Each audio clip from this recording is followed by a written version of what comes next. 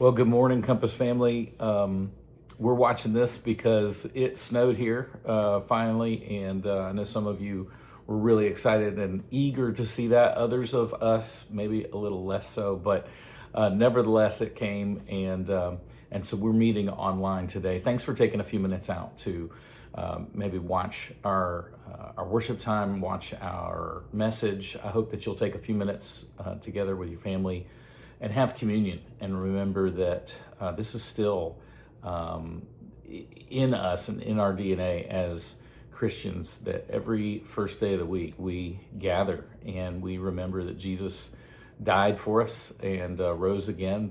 That's what brings us together. That's what unites us, whether we can be in person or not. And I want to take a few minutes and wrap up our message series called More Than Doing. Really, God's invitation for us is not to do religious things, but to be people that resemble his son Jesus. And that's what we spent the month trying to talk about, and how we practice being the people Jesus already sees us as being, right? We don't try to do religious things so that God will love us or so that maybe we get to go to heaven. We do these things so that we can experience more of the life Jesus has for us, so that we can resemble him in the way that we live. And so all of these things that we talk about, like spiritual disciplines, these practices that we put in place that are intended to help us look more and live more like Jesus, they're just part of being and being the people who God tells us to be. And today we want to talk about the importance of loving people. I want to start by telling you some stories and some things that I've read this week. I don't know if you knew about a psychologist's experiment that was done a number of years ago. Milton Rokeach did an experiment with three individuals who were in an insane asylum.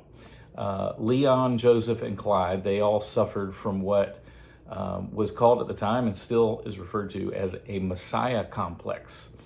Right? It's not just a little bit of narcissism. It's not just a little bit of, grandiosity, but they genuinely each believed they were Jesus, right? That they were the Messiah. Each one believed they were the reincarnated Christ. And part of the experiment was that rather than separately treating all of these guys, what if he brought all three of these guys together and had them live together for a period of time, which obviously led to some interesting conversations. One of the men would claim, well, I'm the Messiah, I'm the Son of God, I'm on a mission, I was sent here to save the earth. And maybe their psychologist would say, well, how do you know? And they would say, well, God told me. And one of the other patients would say, I never told you anything like that. Right. And so there's some bitter irony here that they would cling so tightly to this delusion that they were God, and the idea of not believing that they were the Messiah, of letting go of that delusion, was terrifying for them. And so the idea is that they each were so convinced that they were God, that they wouldn't settle for anything less. And that's the illusion, right? The Messiah complex is believing that you are your own God and you would never want to settle for living any other way, right? In your tiny little universe, there's only room for one person, and it's you. And the truth is that all of us, from time to time, have a bit of our own Messiah complex. Right? It's not that we're psychotic. It's not that we belong in an institution, but it's irrational and it's serious. And it's the oldest sin in the book. In the Garden of Eden, the serpent tempted Eve, saying, God knows when you eat this forbidden fruit that your eyes will be open and that you will be like God. And ever since then, the enemy has been trying to tempt us to take God's place, right? To believe that we are the center of our universe and that everything revolves around us. Now that boils down essentially to the sin of pride. That's what that original sin was all about. And pride shows up even today in our lives. It shows up as vanity, preoccupation with our own appearance or our image and how other people see us. And man, I feel like that's what a lot of online experience is just trying to get people to validate and approve us and adjust our experience, right? But it doesn't have to be online. I mean, we can go to the gym, and why do they have mirrors on the walls? Like, I don't want to see what I look like when I'm trying to lose weight. I don't want to see what I look like when I'm all sweaty. But some of you, it's like, man, you wouldn't dream of going to a gym if you couldn't see, how good you look in your, gym outfit. I don't know. But pride shows up as vanity. It shows up as stubbornness, right? The unwillingness to be corrected. Proverbs 29:1 says, whoever stubbornly refuses to accept criticism will suddenly be destroyed beyond recovery, right? None of us is perfect. And yet pride prevents us from acknowledging that and receiving advice and counsel and correction. Instead, we deny, we get defensive, we blame other people for our mistakes.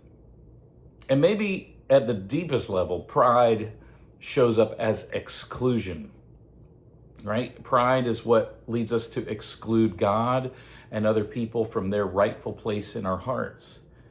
I guess these. But Jesus said that the essence of the spiritual life is loving God and loving other people, and that we've got to be prioritizing that. Pride puts our own appetites ahead of that, right? Pride is sort of like anti-love. Pride moves us to judge other people rather than to serve them. It means that not only do we want to be smart and wealthy and healthy, but we're not satisfied until we're smarter, healthier, and wealthier than everybody else around us. Pride essentially becomes comparative and competitive. And that's why Jesus taught, when we were looking at the message on prayer, about these two guys who went to the temple to pray, and one of them was really, really prideful and only compared himself to other people. God, I'm so important, and I tithe, and I fast, and I'm all these good religious things. I'm not like that sinner over there who's all wicked. And meanwhile, the sinner, right, who stood off at a distance, humbled himself before God and prayed. And Jesus said, that's the guy that went away justified. He's the one who received mercy, right? And pride is this thing that Jesus is constantly calling out of our spiritual lives, out of the way that we conduct ourselves, because Jesus is inviting us to humility. And he said, all who humble themselves will be exalted. And this idea of humility is where I want to park. John Ortberg has a great book, The Life You've Always Wanted. It's been an important book for me for a number of years. And in it, he has this really great chapter on humility, which he calls appropriate smallness, right? Humility isn't about putting ourselves down or assuming that we're no good or we're not lovable or we don't have any positive attributes. Humility instead is appropriately seeing how small we are in comparison with God and his plan for the world, and that the universe does not revolve around us. And that's crucial if we're going to practice the discipline of loving people. Now, where does that come from? Jesus, when he was asked, what's the greatest commandment? He replied with two, right? You remember this? He said, love the Lord your God with all your heart, mind, soul, and strength. And the second greatest commandment is like it, love your neighbor as yourself. No other command is greater than these. And he was teaching his disciples in John chapter 13. He said, I'm giving you a new command. Love each other just as I have loved you. You should love one another. Your love for one another will prove to the world that you are my disciples. Well, this wasn't a new command. It goes all the way back to Deuteronomy. And Jesus is talking about that old command, love your neighbor as yourself, but he's putting it in a new light. And he's saying, listen, if you want to be my followers, the world will recognize the authenticity of that by the way that you love other people, right? This isn't just something we do for God to like us. This is who we are. And so all through the series, we've talked about being prayers, being people of the book, being warrior monks who take time to fast. And today we want to look at loving others in terms of this word philanthropy, right? That we are philanthropists. And there's an intentional reason why I use this word philanthropy, because if you just break down the words, it's Greek in origin. And so this first part, phil, that we translate phil, comes from philo, which means to love, right? To deeply care about. It's like brotherly love. It's loving people. But then anthropos is man, right? It's humans. And so it quite literally is translated loving people or loving mankind. And the English word can refer to all kinds of things. Most commonly in our society, philanthropy is used in terms of goodwill towards other people, and maybe even generosity towards other people and other causes. The Merriam-Webster Dictionary says philanthropy is a spirit of goodwill towards all people, especially when expressed in active efforts to help people. So sometimes philanthropy is about making a big charitable contribution or a gift or a donation, to humanitarian purposes. But really, it's broader than that. It's goodwill towards the human race. Now, in a Christian perspective, this is about being obedient to the second greatest commandment, to love other people. Now, I realize that a lot of people like practical sermons on, how to make life better, how to make my marriage better, how to read the Bible, maybe how to pray, maybe how to get ahead in life, how to deal with depression. All those things are really awesome. I love practical sermons. In all my years of ministry, I don't think anybody has ever come to me and said, Marty, would you be willing to preach a sermon on how to be humble? Right? It's not jumping off the shelves books about how to be humble, right? How to serve when nobody else is watching, even though God's always watching, right? But it turns out that this might be the practice we need the most, right? Practicing loving other people, because it's in our nature to avoid that. It's in our nature to be prideful or to run away from this idea of humility. But like I said, humility isn't about beating yourself up. It's not about trying to make yourself nothing. It's simply about having the appropriate smallness, right? Having the view of yourself that, listen, I'm submitted to God's will, and it's a healthy way of sort of putting others first, forgetting about yourself. And when we're enabled by God's Spirit to do that, and become less preoccupied with ourselves and more concerned with benefiting other people, right? Not only are we loving people well, but we're embracing humility in a way that we deeply need to. If humility, right, if there was some way we could grow where this would no longer be a burden, it would be a really immense gift for us. Because in humility, there's a freedom to stop pretending. There's a freedom in humility to stop feeling like we have to be something that we're not, right? Or do more than we feel like we're capable of doing. In Martin Luther's words, humility is the decision to let God be God, right? And to let ourselves be God's beloved. And so this idea of trying to pursue humility and trying to resist pride, that's a really difficult thing. But at the end of it, the discipline that helps us get there is serving and loving other people. Richard Foster says, more than any other single way, the grace of humility is worked into our lives through the discipline of service. I guess YouTube's going to give me some commercials, so enjoy this commercial from Harbor Freight.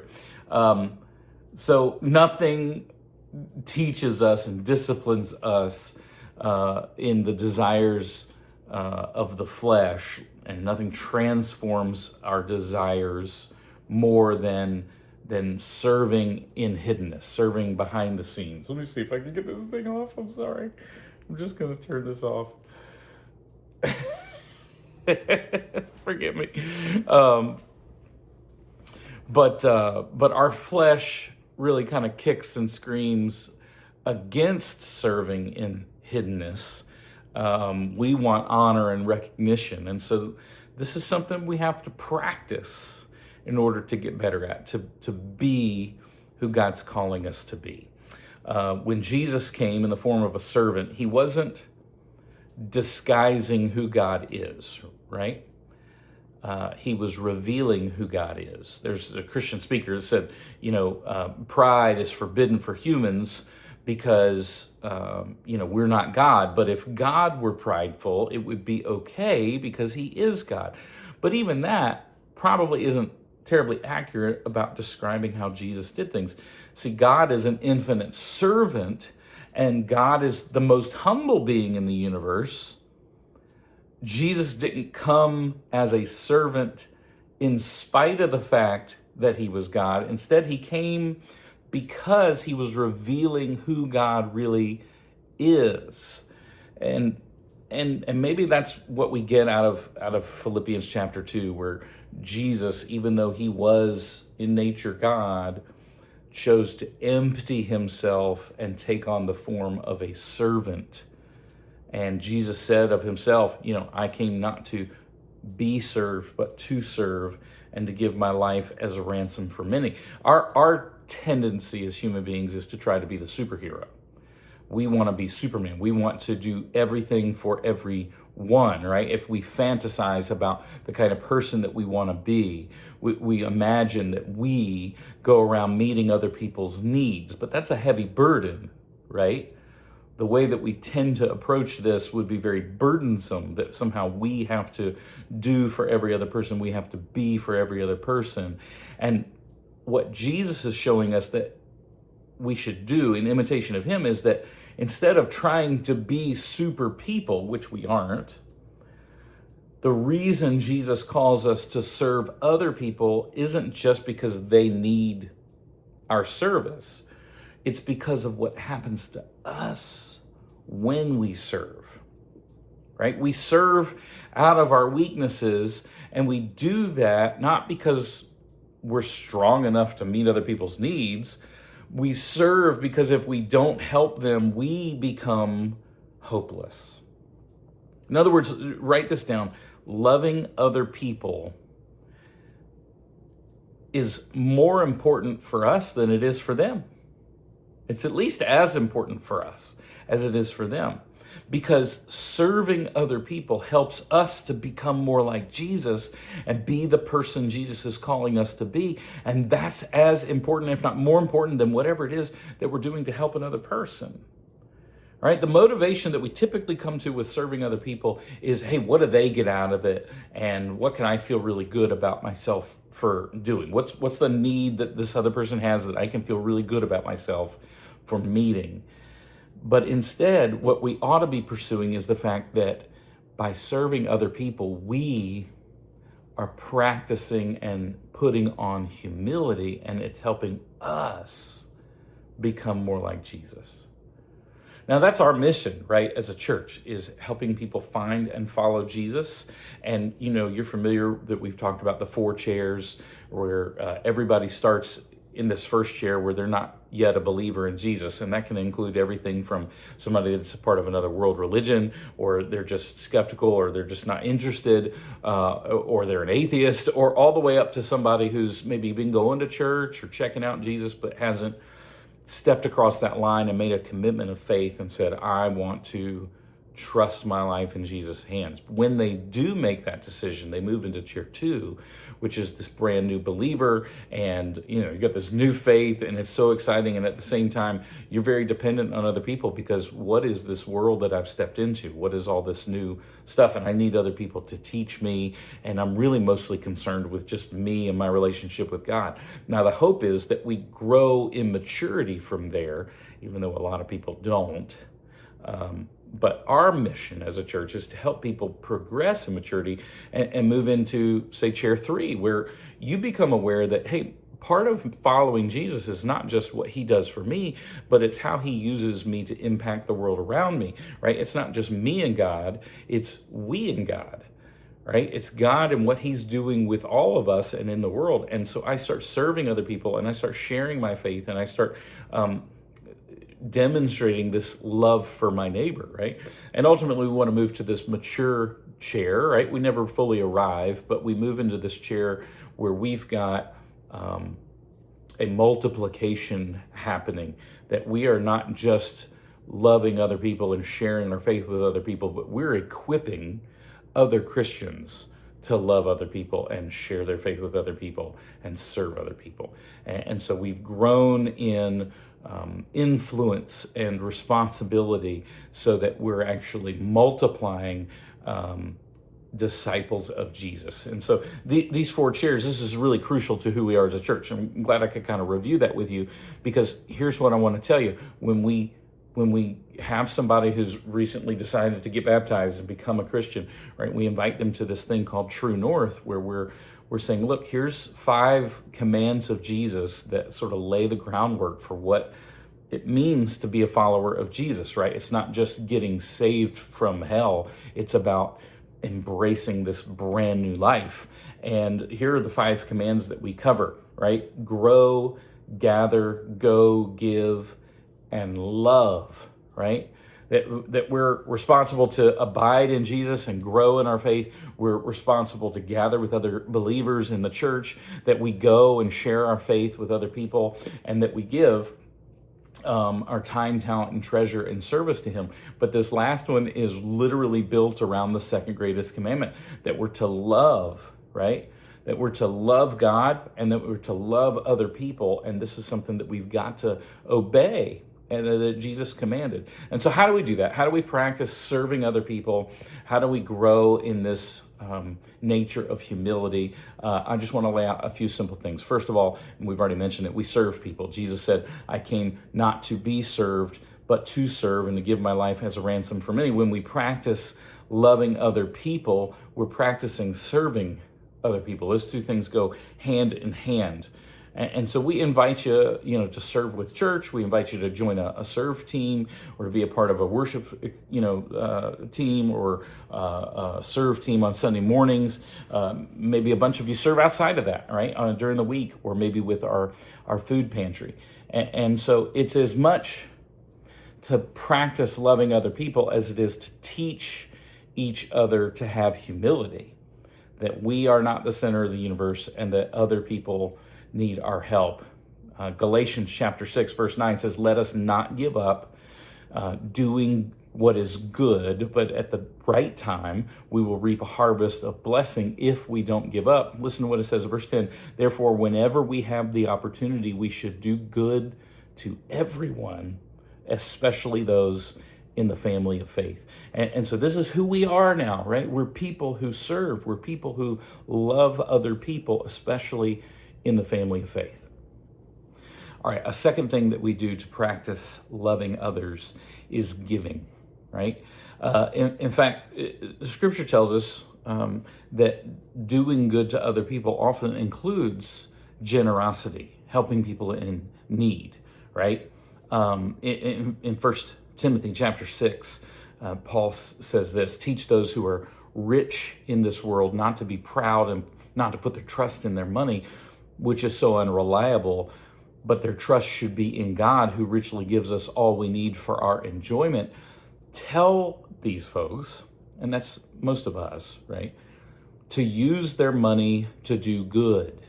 They should be rich in good works and generous to those in need, always being ready to share with them, By doing this, they'll be storing up their treasure as a good foundation for the future so that they may experience true life, right? All of these disciplines that we're practicing, as we've been talking about this month, have been not so that God will love us, not so that we get into heaven, but so that we can experience true life, that we can be like Jesus, which God already sees us as being like him, but he wants us to grow in that. And one of the ways that we grow in loving other people is through being generous to them, by giving.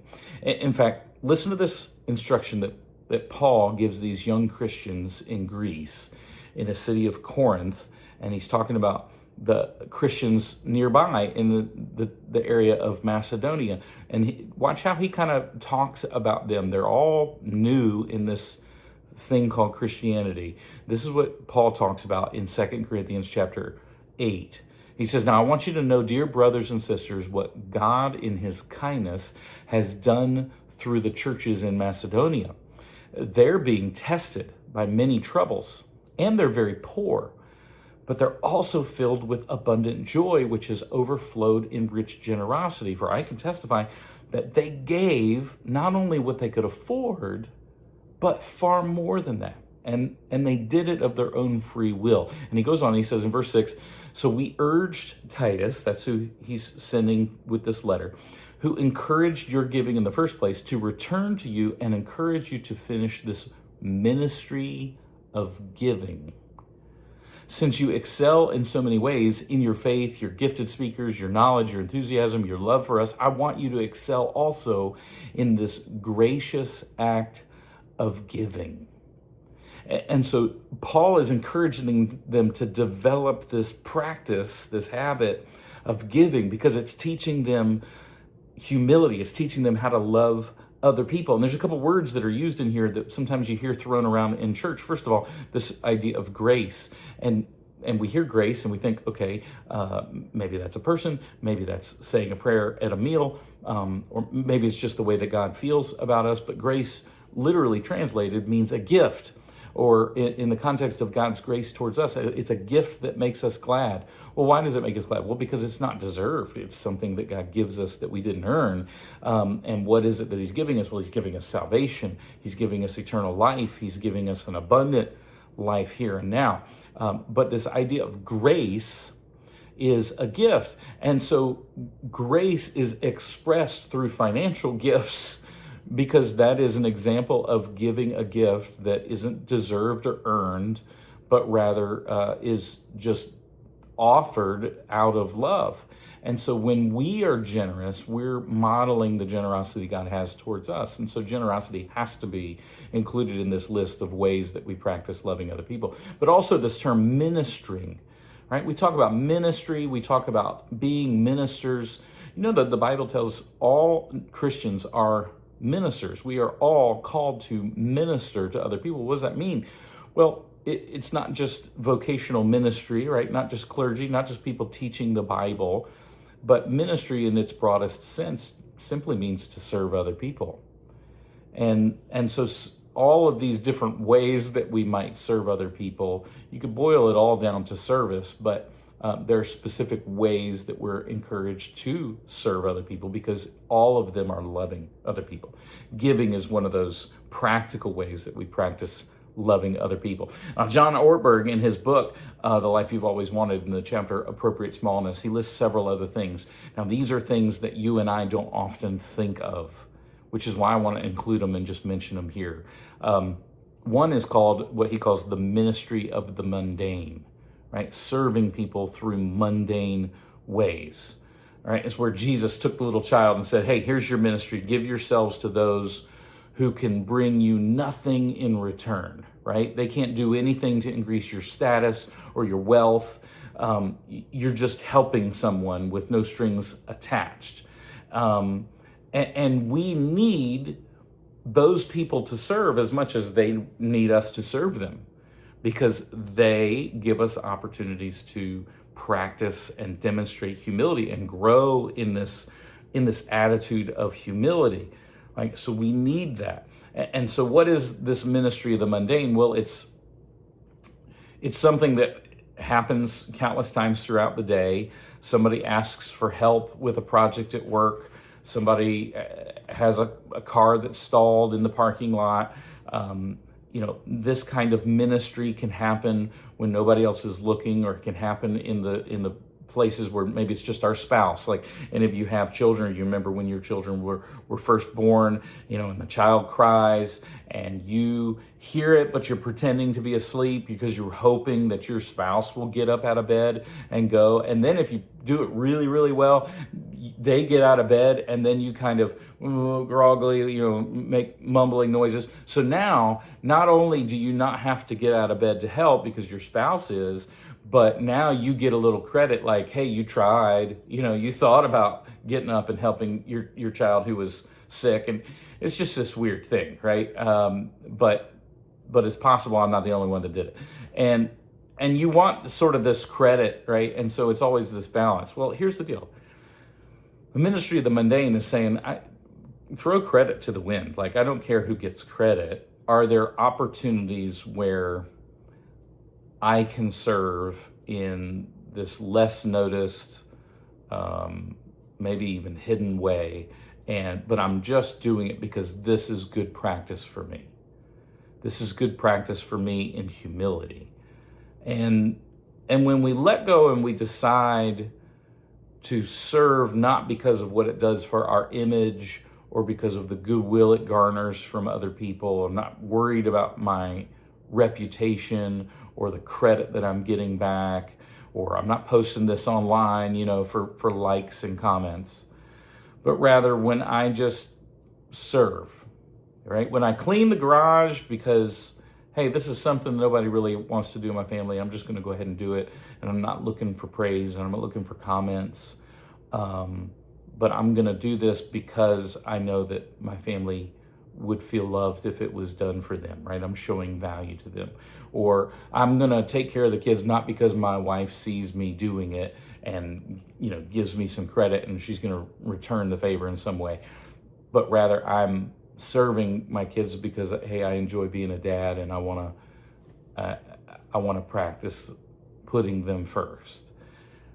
And in your family, this maybe is one of the best places to practice this kind of servanthood, where we look for opportunities to serve in hidden ways, to serve without being asked, right?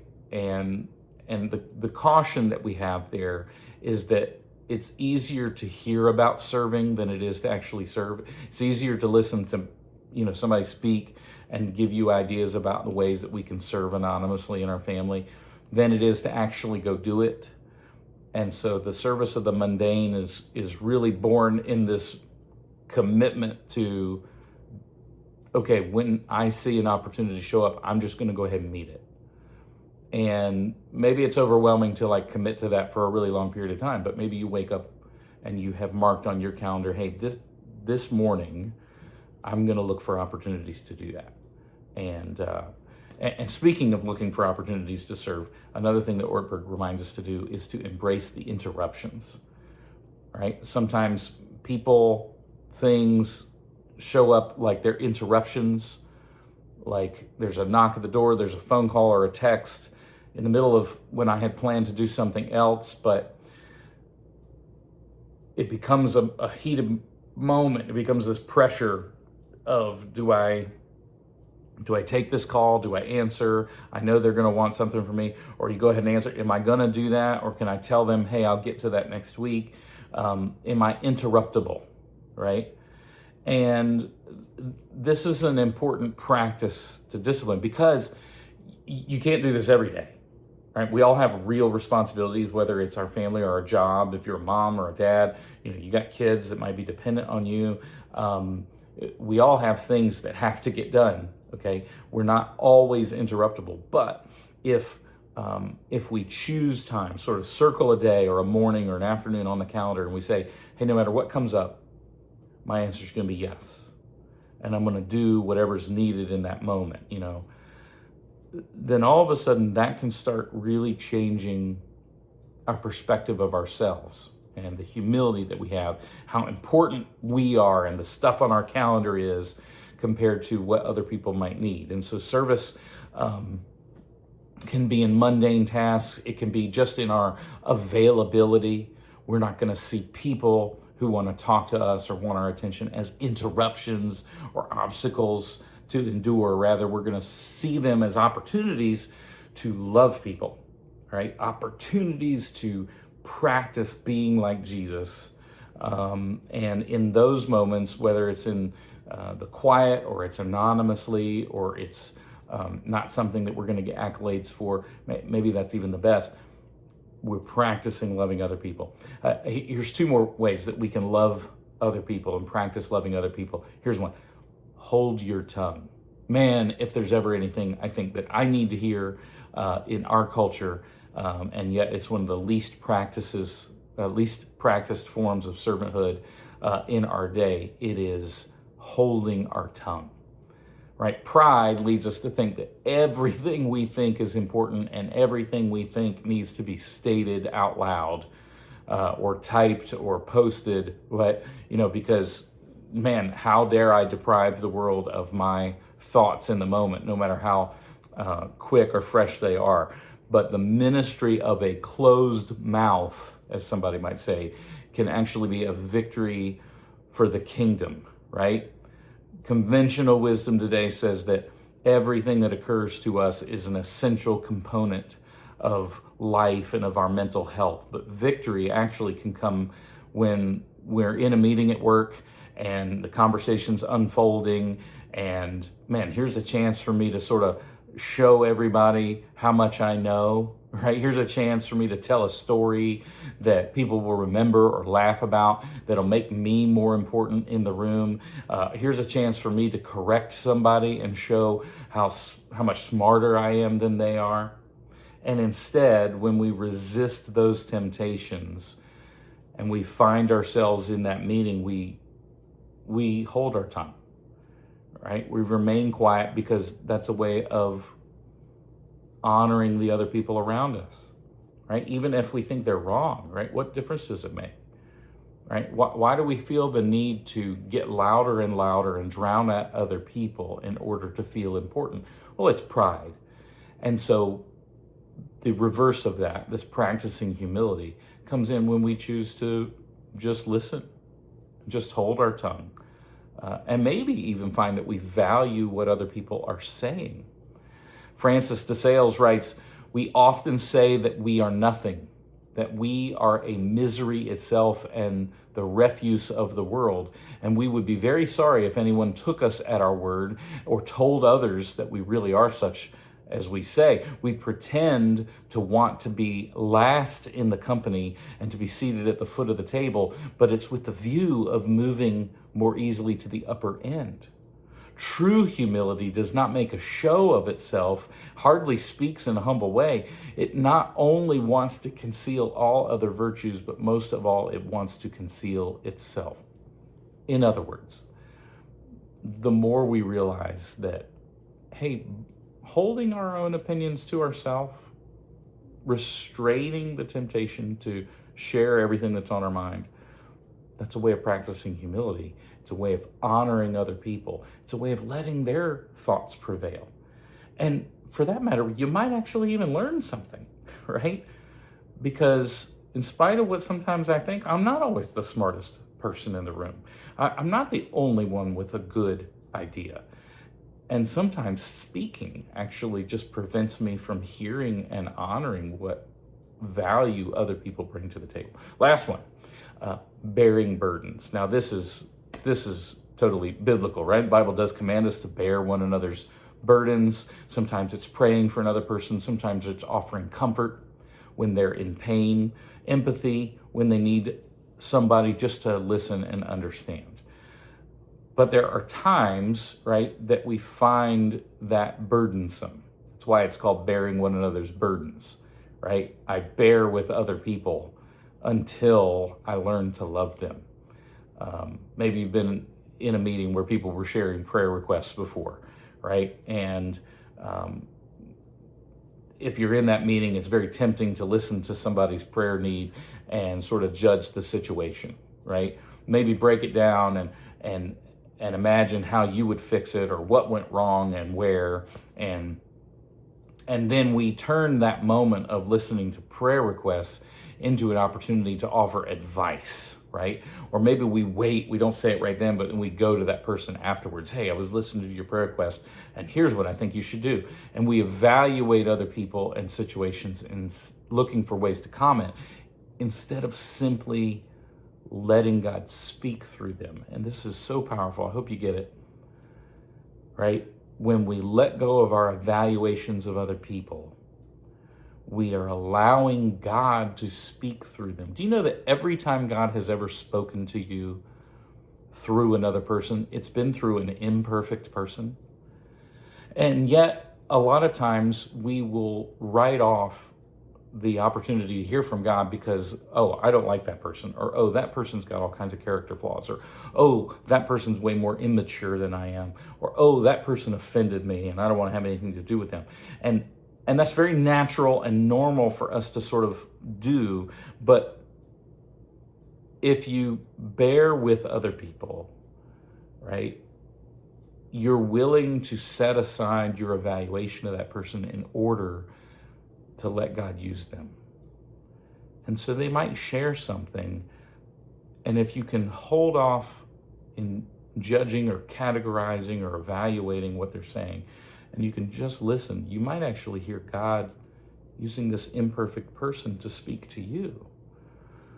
And so bearing with one another is not just about holding each other's weight, right? Of helping other people land softly after a really difficult season, to bear their burden. But it's also about just bearing with other people and resisting the urge to make them smaller than us so that we feel better about ourselves. Instead, to lift them up in our hearts, to esteem them as more important than maybe we're tempted to, because in practicing that, we're becoming more like Jesus, and we might actually hear God use them to speak to us or to speak to something else in the world. So this ministry of bearing with one another, it's more than just tolerating difficult people. It's learning to hear God speak through them.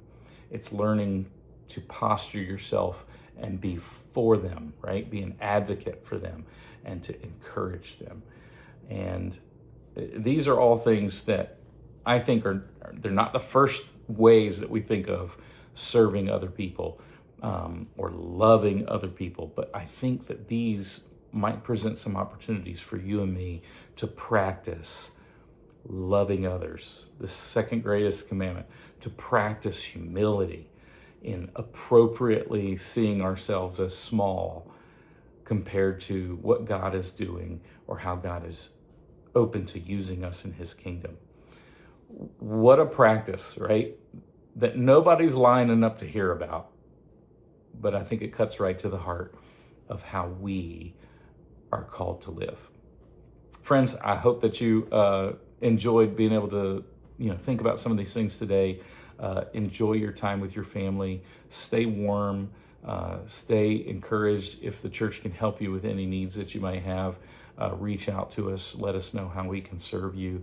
Be careful, and let's pray for each other. Father, I'm grateful for the time that we have to study your word. I'm grateful for this series that has led us to practice the things that will help us to be who you see us as being, to be more like Jesus, because that's who you see us as being. And God, thank you that no matter who we are, what our background is, the things we've thought, said, or done that we think might disqualify us, because of the grace of Jesus, you've embraced us as sons and daughters. When we put our trust in him, you forgive our sin. When we're baptized into Christ, we die to our old self and we're raised to a new life. And I pray, God, that that is what we would experience in you today. Lord, we ask all these things in Jesus' name.